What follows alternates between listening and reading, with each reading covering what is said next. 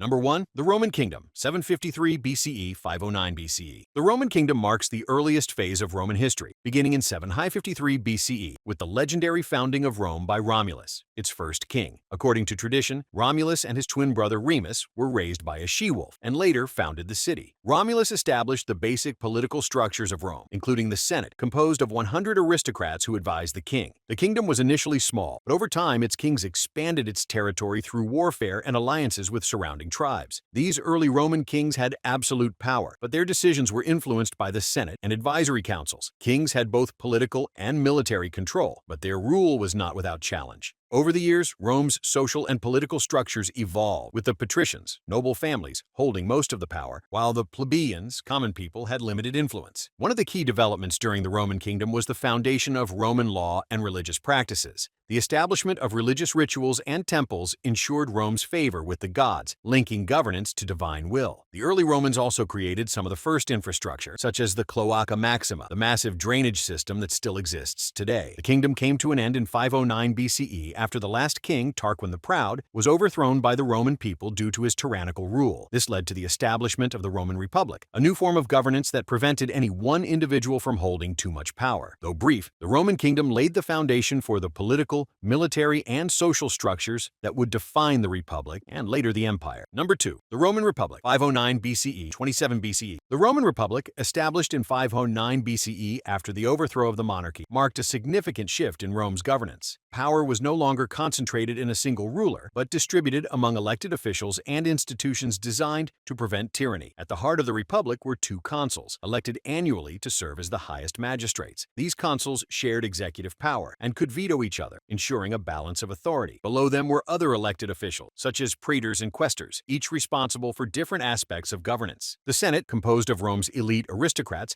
advised the consuls and had substantial control over financial and foreign policy. Over time, the Senate became the most powerful political body in Rome. The Republic's early years saw a power struggle between the patricians, the aristocratic class, and the plebeians, the common people. Plebeians fought for greater political rights, which eventually led to the creation of the office of tribune of the plebs in 494 BCE. Tribunes could veto harmful legislation and represented the plebeians' interests in the Senate. The Roman Republic expanded significantly through military conquest. As Rome's territory grew, so did its military might, allowing even the landless to enlist. This professional army became more loyal to individual generals than to the state itself, a factor that would later contribute to the Republic's downfall. Political corruption, internal strife, and the rise of powerful military leaders like Julius Caesar culminated in the end of the Republic. Caesar's crossing of the Rubicon in 49 BCE led to a civil war, which ultimately saw him declare himself dictator for life. His assassination in 44 BCE failed to restore the Republic, and after another series of civil wars, Octavian emerged as the first emperor, marking the transition to the Roman Empire in 27 BCE. Number 3. The Roman Empire, 27 BCE, 476 CE. The Roman Empire began in 27 BCE when Augustus, formerly known as Octavian, became the first Roman emperor after defeating his rivals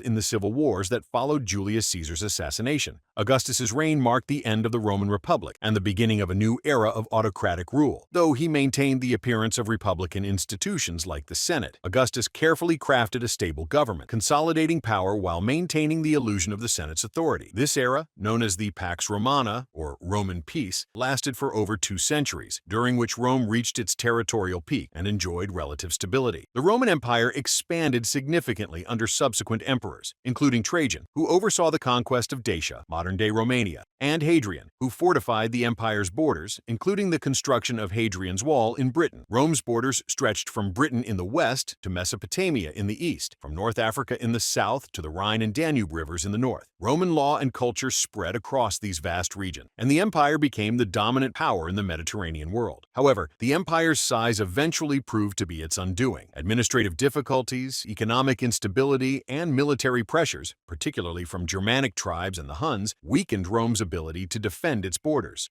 The division of the empire into the Eastern and Western Roman empires in 395 CE under Emperor Theodosius III further contributed to the decline. while the Eastern Roman Empire, later known as the Byzantine Empire, continued for nearly 1,000 years. Western Roman Empire faced continuous invasions. In 476 CE, the last Roman emperor of the West, Romulus Augustulus, was deposed by the barbarian chieftain Odoacer, marking the official fall of the Western Roman Empire. Despite its collapse, the legacy of Roman law, governance, and culture continued to influence Europe and the Mediterranean for centuries. Number 4. The Byzantine Empire, 330 CE, 1453 CE. The Byzantine Empire, often considered the continuation of the Eastern Roman Empire, began with the refounding of Byzantium as Constantinople by Emperor Constantine the Great in 330 CE. Though the Roman Empire had split into East and West, the Eastern Roman Empire endured for nearly 1,000 years after the fall of its Western counterpart in 476 CE. Constantine's decision to move the capital to Constantinople positioned it strategically as a center for trade, military defense, and Christian influence. One of the most notable achievements of the Byzantine Empire was the preservation of Roman law and governance, most famously compiled under Emperor Justinian I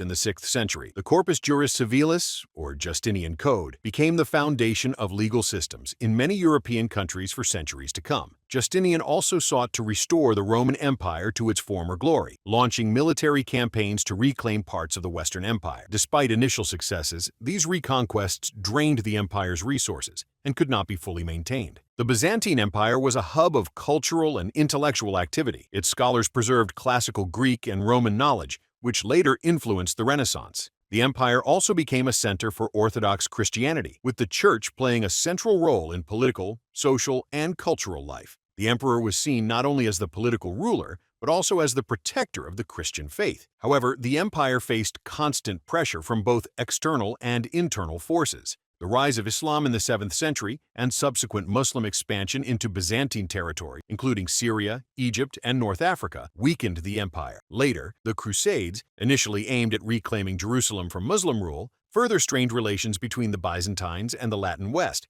The Fourth Crusade in 1204, when Crusaders sacked Constantinople, dealt a devastating blow to the empire, although the Byzantines regained the city in 1261. The fall of Constantinople to the Ottoman Turks in 1453 marked the end of the Byzantine Empire. Despite its collapse, the Byzantine legacy lived on, particularly in its preservation of Roman law, Greek philosophy, and Christian traditions, which had a lasting influence on Eastern Europe and beyond. Number 5. The Medieval Roman Empire, 476 CE, 800 CE. After the fall of the Western Roman Empire in 476 CE, Rome's political and cultural influence persisted in fragmented forms across Europe. The term medieval Roman Empire refers to this transitional period when Rome's legacy continued to shape the development of medieval Europe. Western territories once part of Rome were divided among barbarian tribes, such as the Visigoths, Ostrogoths, and Franks, who established their own kingdoms. In the absence of centralized Roman authority, the Christian Church became the dominant institution, preserving Roman traditions and providing unity. Christianity emerged as the unifying force in Western Europe, with the Catholic Church filling the power vacuum left by the fall of Rome. Monasteries and church leaders preserved Roman knowledge, ensuring classical texts were passed down through the Dark Ages. A major event during this period was the rise of the Holy Roman Empire in 800 CE. On Christmas Day, Pope Leo III crowned Charlemagne, king of the Franks, as Emperor of the Romans, symbolizing an effort to revive a unified Roman Empire. Charlemagne's reign sparked the Carolingian Renaissance, which revived Roman culture, education, and learning. Despite Charlemagne's effort, the Holy Roman Empire was a decentralized confederation rather than a continuation of the ancient Roman Empire. The period laid the foundation for modern European states, blending Roman law, Christian doctrine, and emerging medieval political structures. Number 6. The Holy Roman Empire, 800 CE, 1806 CE. The Holy Roman Empire was established in 800 CE when Charlemagne was crowned Emperor of the Romans by Pope Leo III. This event aimed to revive the Roman Empire in Western Europe, blending Roman imperial traditions with Christianity. Charlemagne's reign saw the Carolingian Renaissance, a revival of Roman culture, learning, and law, as he united much of Western Europe under his rule. Despite early successes, the Holy Roman Empire was fragmented and decentralized. The emperor, elected by princes and bishops, often had limited power, as local lords held significant authority over their territory. This led to internal instability and power struggle. The relationship between the emperor and the papacy was also crucial. The emperor's power was considered divinely sanctioned, but conflicts with the pope, such as the investiture controversy, reflected ongoing tensions between secular and religious authority. Throughout the Middle Ages, the empire faced external threats from neighboring kingdoms and internal divisions. The rise of powerful nation-states, France and England, weakened the empire. The Reformation and the 30 Years' War, 1618-1648, further destabilized it. By the 18th century, the Holy Roman Empire's power waned, and it was formally dissolved in 1806 after Napoleon's victory. Despite its collapse, the empire's legacy, particularly in law and governance, influenced European politics for centuries, contributing to the formation of modern European unity. Number 7. The fall of the Western Roman Empire and its legacy, 476 CE present. The fall of the Western Roman Empire in 476 CE, marked by the deposition of Emperor Romulus Augustulus, is traditionally seen as the end of Roman rule in Europe. However, Roman cultural, legal, and political influence endured long after. The Byzantine Empire, centered in Constantinople, preserved Roman law, architecture, and governance until its fall in 1453. This legacy influenced the Renaissance, which revived Roman art, philosophy, and science. Roman law, particularly the Corpus Juris Civilis under Justinian I, laid the foundation for modern legal systems in Europe. Additionally, Roman ideas of citizenship, republicanism, and governance shaped the development of modern democratic institutions. The Roman Catholic Church, growing in prominence during the empire, continued to guide European culture and politics, preserving Roman knowledge and spreading Christianity. Even after the fall, the idea of Rome endured. Charlemagne's Holy Roman Empire and movements like Napoleon's sought to revive Roman grandeur. In modern times, the European Union draws inspiration from Rome's concept of unity, emphasizing cooperation among diverse nations. Thus, the fall of the Western Roman Empire did not mark the end of Roman influence, but set the stage for its transformation into the political, legal, and cultural systems that shape the modern world.